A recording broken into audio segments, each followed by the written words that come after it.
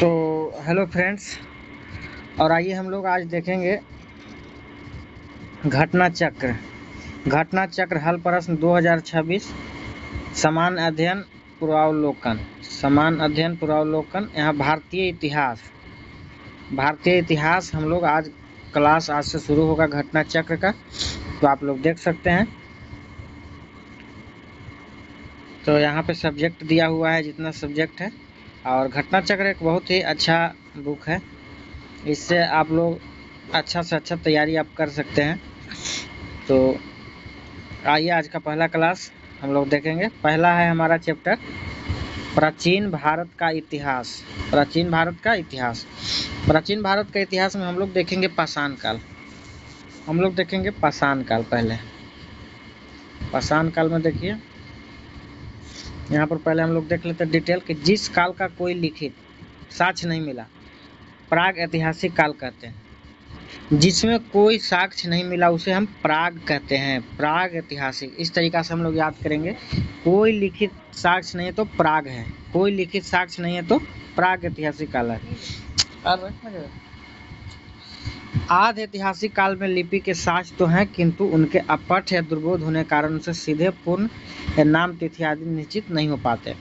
आधि ऐतिहासिक माने इतिहास लिखा हुआ है लेकिन आधा है, यानी लिखा गया है लेकिन पढ़ नहीं सकते। इस तरीका से हम इसको याद कर सकते हैं। जब से पढ़े जा सकने वाला लिखित विवरण मिलते उसे हम, और जब जो इतिहास को हम पढ़ लिए, लिख लिए, लिखा हुआ पढ़ भी लिए, तो उसे हम कहेंगे ऐतिहासिक काल। ऐतिहासिक काल कहेंगे। अब आते हैं प्राग ऐतिहासिक काल के अंतर्गत पाषाण कालीन सभ्यता तथा आदि ऐतिहासिक के अंतर्गत सिंधु घाटी। आदि ऐतिहासिक के अंतर्गत सिंधु घाटी सभ्यता आती है। ताम्र पाषाण काल सभ्यता, जिसे आहार जोड़वे लेखन के अभाव में प्रायः ताम्र पाषाण चरण में रखी जाती है। जबकि 6ठी शताब्दी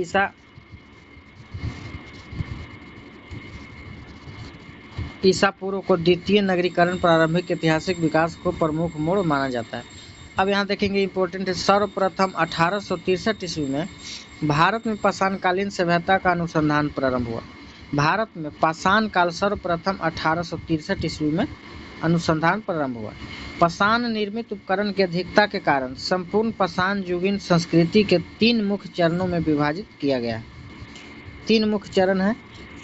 पहला चरण है पूरा पाषाण काल, दूसरा है मध्य पाषाण काल, और तीसरा है नव पाषाण काल। पाषाण को हम लोग कितने भागों में बांटे हैं? पाषाण को हम लोग 3 में, पूरा पाषाण, मध्य पाषाण और नव पाषाण में बांटे हैं। अब आते हैं हम लोग देखेंगे पूर्व पाषाण काल। क्रोड उपकरण। पूर्व पाषाण का मतलब होगा क्रोड उपकरण, हस्त कुठार खंडक बिदारने। और मध्य पाषाण काल हुआ जो फलक उपकरण, जिसमें हमको टांगी सब का। और तीसरा है उच्च पूरा पाषाण काल, जिसमें ब्लेड आधारित उपकरण, तिछनी या खुरचनी का प्रयोग हुआ।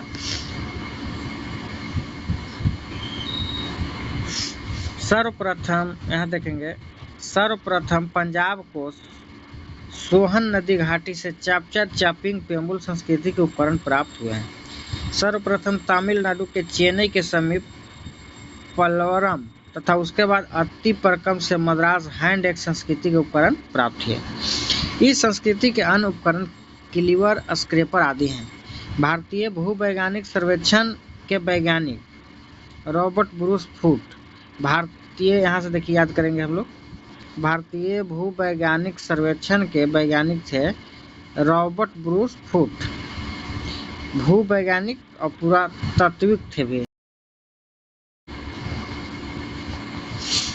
सन 1863 ईस्वी में रॉबर्ट ब्रूस फूट ने तमिलनाडु के चेन्नई में पालोरम नामक स्थान से पहला हैंडेक्स उपकरण प्राप्त किया। क्वेश्चन पूछेगा कि पलवरम पहला हैंड एक्स उपकरण कहाँ से प्राप्त हुआ, तो हमको तमिलनाडु से प्राप्त हुआ है, पलवरम नामक स्थान से, और 1863 में रॉबर्ट ब्रूस फूट ने इसको किया था। अब आते हैं, और उनके मित्र रॉबर्ट ब्रूस फूट के मित्र विलियम किंग अत्तिपरकम से पूर्व पाषाण काल के उपकरण खोज निकाले। वर्ष 1935 में एच डी टेरा और टी टी पैटरसन के नेतृत्व में एल कैम्ब्रिजन अभियान दल ने सोहन घाटी में सबसे महत्वपूर्ण अनुसंधान किए। बेलन घाटी इलाहाबाद विश्वविद्यालय के प्रोफेसर जी.आर. शर्मा के निर्देशन में अनुसंधान किया गया। बेलन घाटी का पूर्व पाषाण काल से संबंधित यहाँ 44 पुरास्थल प्राप्त हुए हैं। उपकरणों के अतिरिक्त बेलन के लोहंदा नाला क्षेत्र से उच्च पूरा पाषाण काल के अस्थि निर्मित मातृ देवी की प्रतिमा मिली है, जो संप्रति इलाहाबाद विश्वविद्यालय जी.आर. शर्मा स्मारक संग्रहालय में सुरक्षित है। अब आते हैं फलक के बारे में आप लोग देखते हैं।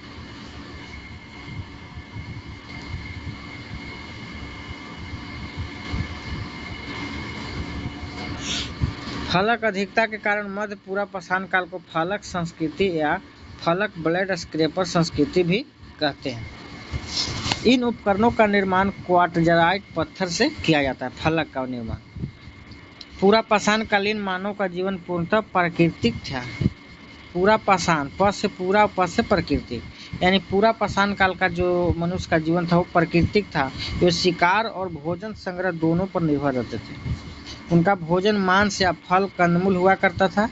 अग्नि का प्रयोग से अपरिचित थे। पूरा पाषाण काल में अग्नि का खोज नहीं किया गया था, जिसके कारण वे कच्चा मांस खाते थे। इससे समझ में आएगा कि अगर कच्चा मांस खाते थे इसका कारण था कि आग का प्रयोग नहीं था। इस युग का मानव मुख्यतः शिकारी था। इसी काल के मानव को पशुपालन तथा कृषि का ज्ञान नहीं था, और इसमें पूरा पाषाण काल में मानव को पशुपालन और कृषि का ज्ञान नहीं था। भारत में मध्य पाषाण काल के विषय में जानकारी सर्वप्रथम 1867-68 में आबिकाबल्ड कैम्पबेल क्लाइल ने दिया था। बहुत ही इंपॉर्टेंट क्वेश्चन है कि भारत में मध्य पाषाण काल के विषय में जानकारी सर्वप्रथम किसने दिया, तो 1867-68 में आर्किबाल्ड कैम्पबेल क्लाइल ने। बिंद क्षेत्र मिर्जापुर उत्तर प्रदेश से सोहगिट कैमूर क्षेत्र से शैल चित्र खोज निकाले। मध्य पाषाण काल के विशिष्ट औजार सूक्ष्म पाषाण या पत्थर के बहुत छोटे औजार हैं। भारत में मानव अस्थिपंजर सर्वप्रथम मध्य पाषाण काल से ही प्राप्त हुआ। मानव का अस्थिपंजर मध्य पाषाण काल से ही प्राप्त हुआ। गुजरात स्थित लंघनाज एक महत्वपूर्ण मध्य पाषाणीन पुरास्थल है। यहाँ से लघु पाषाण उपकरणों के अतिरिक्त पशु की हड्डी, कब्रस्थान तथा कुछ मिट्टी के बर्तन भी प्राप्त हुए हैं। यहाँ से 14 मानव कंकाल भी मिले हैं। मध्य पाषाण काल में एक जगह है महदहा, प्रतापगढ़ उत्तर प्रदेश में है महदहा।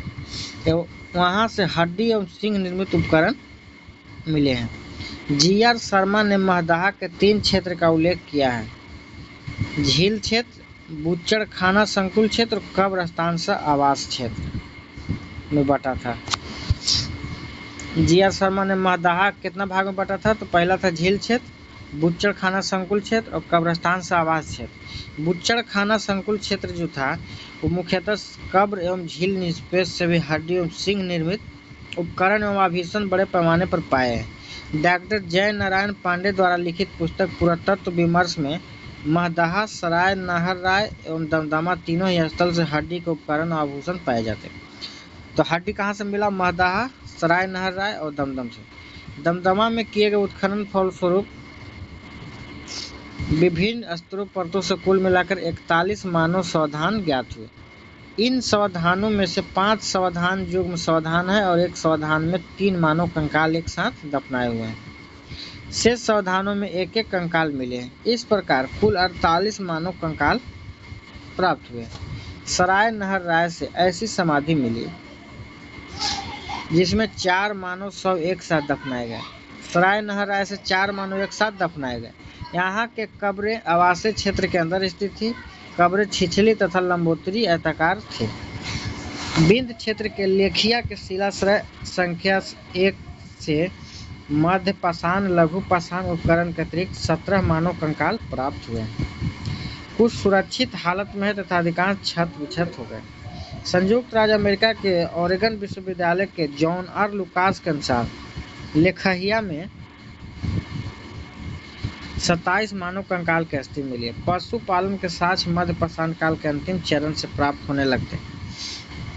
जबकि व्यवस्थित पशुपालन को नवपाषाण काल की प्रमुख विशेषता माना जाता है। पशुपालन के साक्ष्य भारत में आदमगढ़ नर्मदापुरम मध्य प्रदेश तथा बागोर भीलवाड़ा राजस्थान से प्राप्त हुए। पशुपालन के साक्ष्य कहाँ से? आदमगढ़ और बागोर से। मध्यपाषाण काल के मानव शिकार करके मछली पकड़कर और खाद्य वस्तुओं का संग्रह कर पेट भरते थे। मध्य प्रदेश के रायसेन जिला है, वहाँ भीमबेटका प्राग ऐतिहासिक शैल चित्रकला का श्रेष्ठ उदाहरण है। मध्य प्रदेश के रायसीना जिला में जो है भीमबेटका शैल है, जो उदाहरण है शैल चित्रकला का। अब तक लगभग 750 शिलाश्रय की पहचान की जा चुकी है, जिसमें से 500 चित्रकारी प्राप्त हुई है। यूनेस्को ने 243 को क्रमांक प्रदान कर दिया है, यूनेस्को की सूची में आ गया है। यूनेस्को ने भीमबेटका शैल चित्र को विश्व विरासत सूची में सम्मिलित किया है।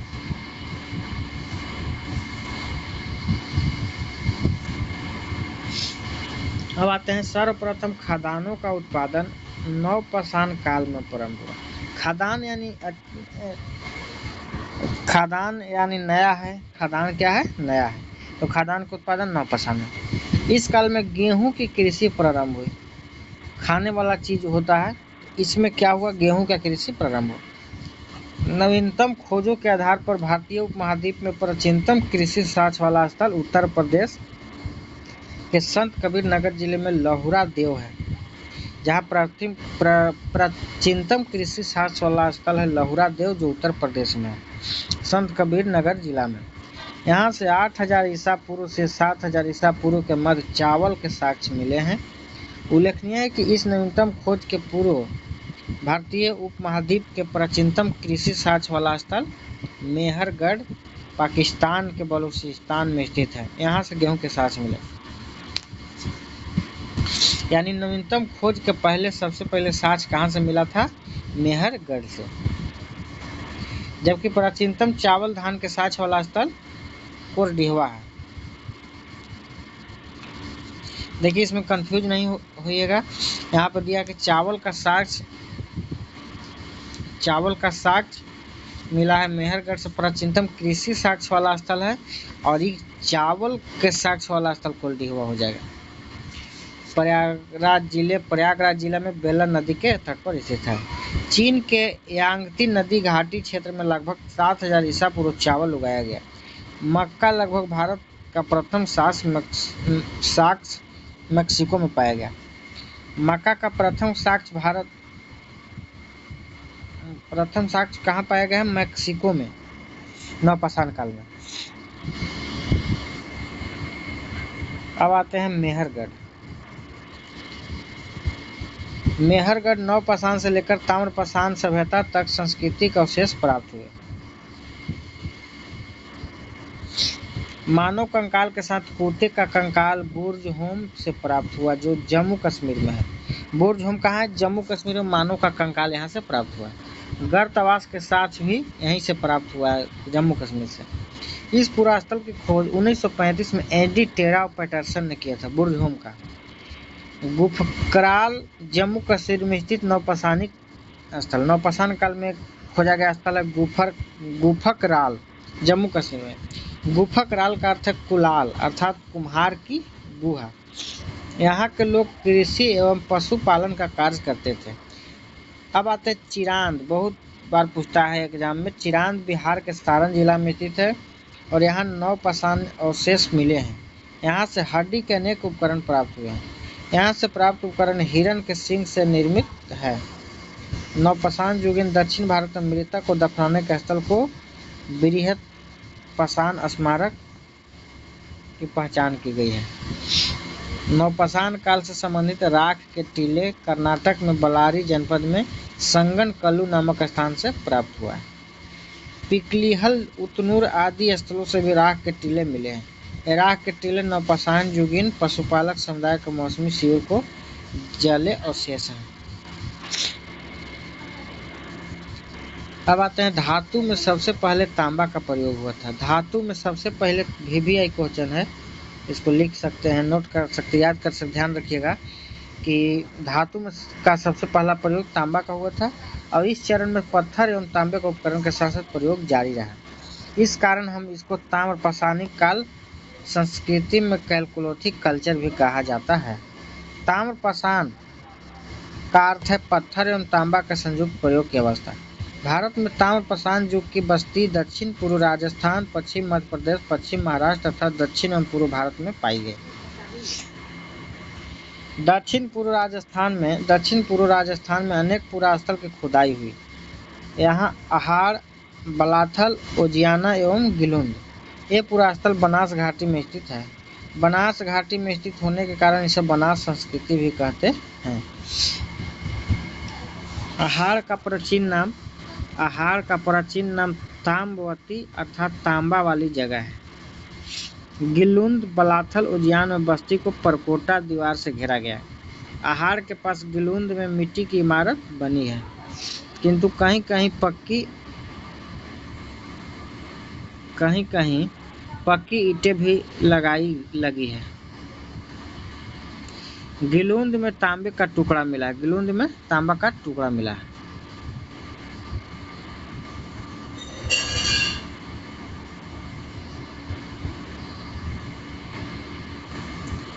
अब देखते हैं अहाड़।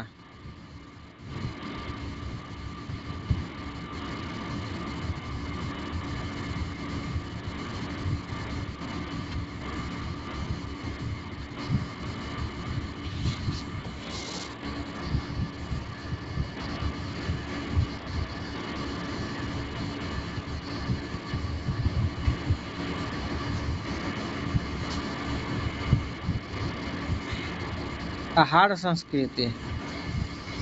संस्कृति ताम्र पाषाणिक संस्कृति से भिन्न है, क्योंकि यहाँ दूसरे केंद्र में लाल व काले लेप का मृदभांड बने हैं। यहाँ पर इस लेप के ऊपर सफेद रंग से चित्रकारी के कृष्ण लोहित मृदभांड विशिष्ट रही है। अब देखते हैं पश्चिमी मध्य प्रदेश में मालवा, कैथा, एरन, नवादा टोली प्रमुख स्थल है। नवादा टोली मध्य प्रदेश का एक महत्वपूर्ण ताम्र पाषाण पुरास्थल है जो खरगोन जिला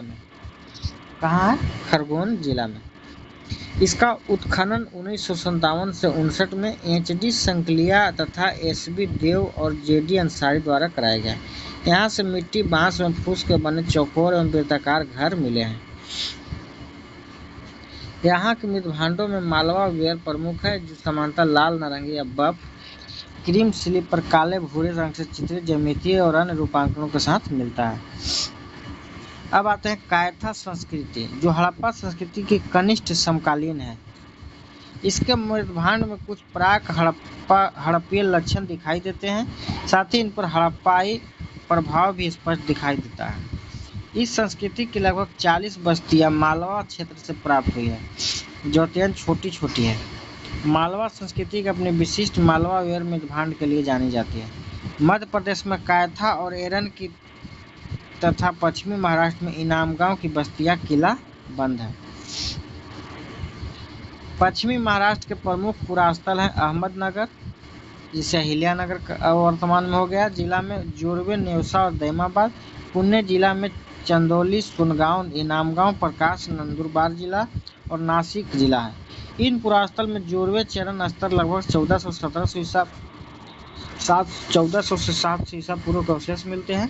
कुछ स्थल बहुत चरणीय है। अब तक ज्ञात लगभग 200 जोरवे स्थल में परवारा नदी के तट पर स्थित दैमाबाद सबसे बड़ा है।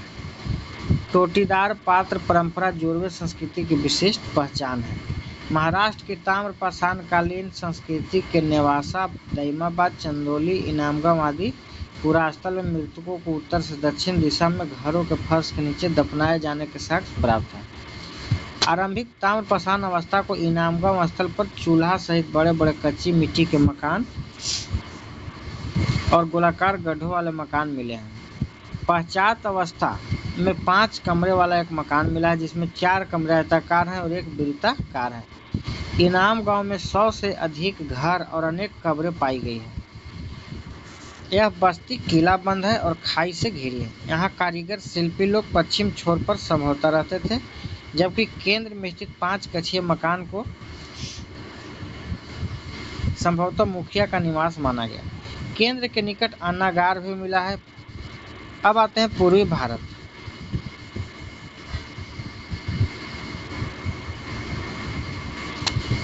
पूर्वी भारत में घाघरा सरजू नदी के तट पर गंगा घाघरा संगम के निकट चिरांद के अलावा पश्चिमी बंगाल के पूर्व वर्धमान जिले के पांडु राजर डीबी और पूर्व मेदिनीपुर जिले में महिषदर उल्लेखनीय ताम्रप्रशांत कालीन स्थल है। कुछ अन्य पुरास्थल जहां खुदाई हुई है वे हैं बिहार में सेनुआर, सोनपुर और ताराडीह तथा पूर्वी उत्तर प्रदेश में खैराडीह और नरहन। बिहार, महाराष्ट्र और मध्य प्रदेश में रहने वाले लोग टोटी वाले जलपात, गोलीदार तस्तरिया और गोलीदार कटोरे बनाते थे। दक्षिण पूर्व राजस्थान, पश्चिमी मध्य प्रदेश, पश्चिमी महाराष्ट्र और अन्यत्र रहने वाले ताम्रप्रशांत युग के लोग मवेशी पालन और कृषि करते थे और वे गाय, भेड़, बकरी और भैंस रखते थे और हिरण का शिकार भी करते थे। मुख्य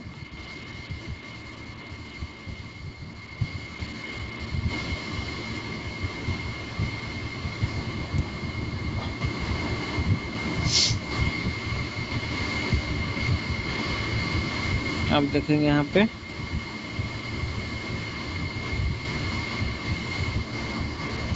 मुख्य अनाज में गेहूं और जौ का प्रमुख स्थान था। साथ ही ज्वार, बाजरा, रागी जैसे मोटे अनाजों की खेती होती थी। चावल के प्रमाण कुछ क्षेत्रों स्तरों से मिलते हैं।